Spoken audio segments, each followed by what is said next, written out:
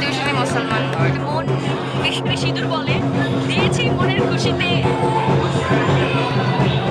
আমরা টিউশনি মুসলমান মন বিশুদ্ধ থাকে, সবকিছু বিশুদ্ধ। মানে হিন্দু মুসলমান একটা যে ধর্ম সবার, ফর্চুনেটলি আমরা মুসলমান যে একটু হিন্দু, তো এখানে কোনো উৎসব সবার।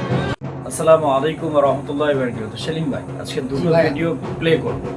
তো এই ভিডিও দুটো আজকে আমরা কথা বলবো না, ভিডিওটার সাথে সাথে আরেকটা ভিডিও চালাবো। আপনারা সম্পূর্ণ ভিডিওটা দেখেন, তারপরে আপনারা আমাদের মতামত জানাবেন, তারপরে আমরা কিছু কথা বলে আমরা আমাদের মতামতটা জানাবো। চলেন সম্পূর্ণ ভিডিওটা দেখেন আপনারা। তিরমিজি শরীফের আরেকটা হাদিস শুনেন। এই হাদিসটা হলো 2219 নাম্বার হাদিস। ক্বালা রাসূলুল্লাহ সাল্লাল্লাহু আলাইহি ওয়াসাল্লাম, আল্লাহ নবী বলেন, লা তাকুমুস সাআ হাত্তা তালহাকা কাবাইলু মিন উম্মতি বিল মুশরিকিনা ওয়া হাত্তা ইয়াবুদুল আওসান।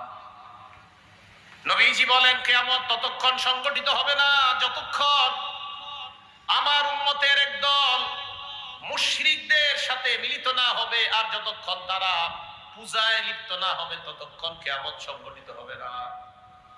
নবী বুঝাইতে চায়, আমার উম্মতের একদল মুশরিকদের সাথে, যারা আল্লাহর সাথে শিরিক করে, তাদের সাথে মিলিত হয়ে তাদের ইবাদতের প্রার্থনার অনুষ্ঠানগুলোতে তারা চাইবে। এই জামানায় আমরা যদি দেখি আমাদের কোন মুসলমান যারা আল্লাহর সাথে শিরিক করে, অন্য কোন ধর্মের বিরুদ্ধে আমরা না, সমস্ত ধর্মকে শ্রদ্ধা করি, তবে মুসলমানদের ধর্মের আলাদা নিয়ম আছে না নাই?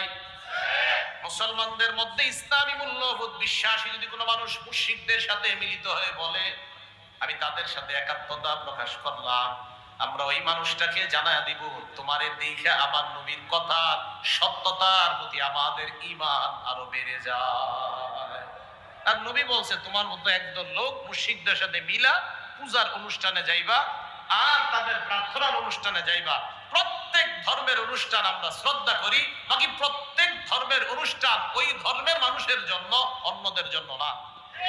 আল্লাহ তাআলা একটি আয়াতে কারিমার মধ্যে ক্ষমার ঘোষণা করেছেন যে ইন্নাল্লাহা লা ইয়াগফিরু আন ইউশরাকা বিহি ওয়া ইয়াগফিরু মা দুনা যালিকা লিমান ইয়াশা। এই আয়াতে আল্লাহ বলেছে সব ক্ষমা করে দেব।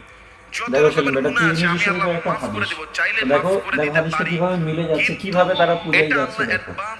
চলো আমরা আরেকটা কথা শুনি। অর্থাৎ আল্লাহর সঙ্গে যারা অংশীদার করে, অন্য কাউকে সমকক্ষ মনে করে, এইটা আল্লাহ তাআলা কখনোই মাফ করবে না।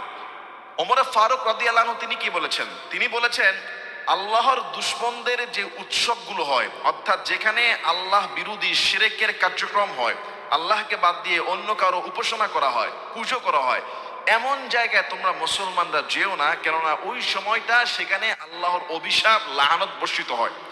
আজকে অনেক ছেলে মেয়েরা মুসলমানরা হয়তো জানে না, বা যদি জানতো বা দেখতো যে কি পরিমাণ লাআনত গজব তাদের উপর আসতেছে, হয়তো ইনস্ট্যান্ট তাদের কিছু হচ্ছে না, কিন্তু তাদের লাইফগুলো যে ম্যাসাকার হয়ে যাবে দুনিয়া আখিরাতে, এটা কিন্তু আমরা অনেকে কল্পনাও করতে পারবো না। কিছু মানুষ আছে যারা ধর্মীয় উদারতার নাম দিয়া উদাসীন হয়ে যায়। উদাসীন কি?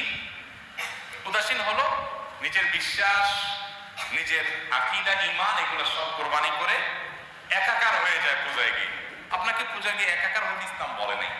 আপনার বিশ্বাসটা যদি এত ঠুনকো হয়, নড়বড়ে হয়, তাহলে আপনি মুসলমানই না। মুসলমান হতে হলে আপনি তো জানেন যে শিরক আল্লাহর কাছে সবচেয়ে বড় অপরাধ। তাহলে কেউ শিরকে লিপ্ত, আপনি তার স্বাধীনতার সুযোগ আছে, সেই হিসাবে তাকে তারটা করতে দিবেন, কিন্তু আপনি সেখানে নিজে যোগদান করতে পারেন। নবী করিম সাল্লাল্লাহু আলাইহি সাল্লামের পরিষ্কারভাবে নির্দেশনা আছে, মান কাসারা সাওয়াদা কওমিন ফাহুয়া মিনহুম। যে ব্যক্তি কোন সম্প্রদায়ের মানুষের মাঝে গিয়ে তাদের দল ভারী করে, সংখ্যা বাড়ায়, সেখানে গিয়ে সে তাদের অন্তর্ভুক্ত হয়।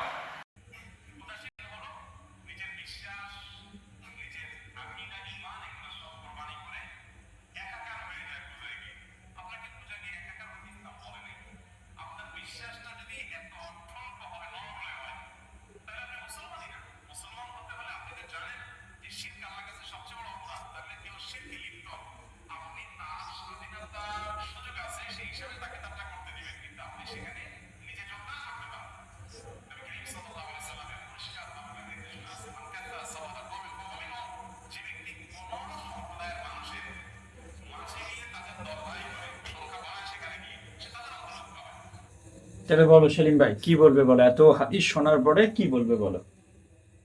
অন্তত আমাদের ওলামাদের কথা শোনা দরকার, যেহেতু এটা ওলামাদের কথা না, এটা একদম সম্পূর্ণ হাদিস। অবশ্যই অবশ্যই আর দ্বিতীয় বিষয় হলো যে আমাদের এই ভিডিওটা কাউকে কষ্ট দেওয়ার জন্য না, কোনো বিভাজনের জন্য না। হ্যাঁ, সবার, আমরা মানুষের জন্য, আমাদের সবার একটাই পরিচয় মানুষ, কিন্তু আমরা ধর্মীয় দিক থেকে যখন আমাদের ধর্মটা আলাদা, তার ধর্মীয় কর্মগুলো আমাদের যে যার হবে, আলাদা আলাদা হবে, কখনো এক হতে পারে না। যেমন হিন্দু ভাইয়েরা তাদের স্বাধীনভাবে তাদের পূজা করবে, তেমন আমাদের ঈদ, আমাদের অনুষ্ঠানগুলো আমরা আমাদের ভাবে পালন করব। একটা হিন্দু ভাইয়ের জন্য যেমন তাদের নামাজ নয়, তেমন একটা মুসলিম ভাইয়ের জন্য কিন্তু আমাদের পূজা নয়। ভিডিওটা সবাই শেয়ার করে দেবে, আপনাদের মতামতটা জানিয়ে যাবেন।